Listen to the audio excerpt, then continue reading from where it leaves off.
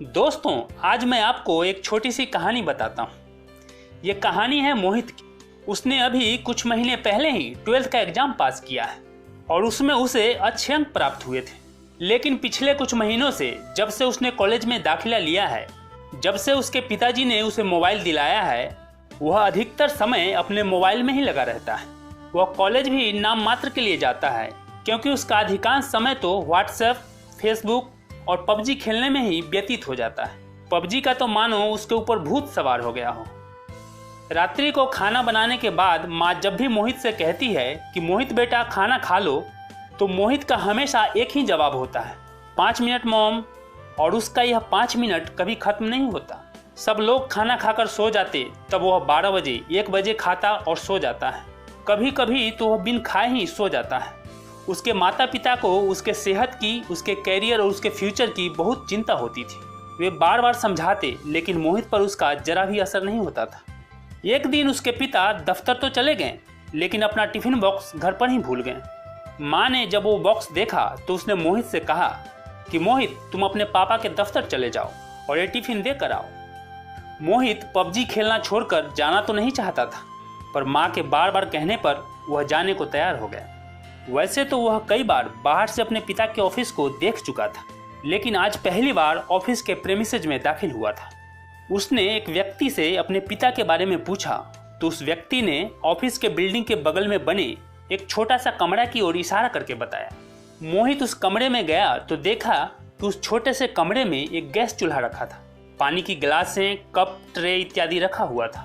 उस कमरे में छोटे छोटे लाइट जलती और घंटी बजती थी। जब जब घंटी बजती तब तब उसके पिता कभी पानी तो कभी चाय ट्रे में रखकर साहब लोगों के लिए ले जाया करते। चूंकि वे उस दफ्तर में प्यून थे और यही उनका काम था। उन्हें 2 मिनट का फुर्सत भी बड़ी मुश्किल से मिलता था। मोहित लगभग आधा घंटा वहां रुका होगा। उसके बाद वह वापस घर आ गया। लेकिन जब से वह अपने पिता के ऑफिस से आया है, वह एकदम से गुमसुम सा हो गया है। न कुछ बोलता है, न कुछ कहता है। जिस मोबाइल को वह 5 मिनट भी नहीं छोड़ता था, उसकी तरफ देखता तक नहीं है। बस सोचे जा रहा है। रात को सभी एक साथ खाना खाते हैं और सो जाते हैं। अगले दिन मोहित कॉलेज नहीं जाता है क्योंकि उसके अंदर एक उथल पुथल मचा हुआ होता है। एक द्वंद सा चल रहा होता है। वह इसी सोच में डूबा हुआ था कि उसके पिता जो इतनी कड़ी मेहनत करते हैं, इतना कष्ट और पीड़ा सहकर उसे बार बार पढ़ने के लिए क्यों कहते हैं, ताकि मैं पढ़ लिख कर कुछ बन जाऊं और जो कष्ट उनको सहनी पड़ती है मुझे ना सहनी पड़े।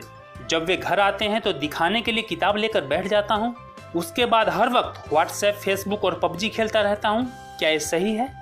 मेरी माँ जो सुबह न जाने कब उठ जाती है, वह दिन भर घर का सारा काम करने के बाद भी मोहल्ले की महिलाओं के सूट और ड्रेस सिलती क्यों रहती है, ताकि वे 2 पैसे जोड़कर हमारे लिए 2 वक्त का खाना, कपड़े और पढ़ाई के खर्च का इंतजाम हो सके।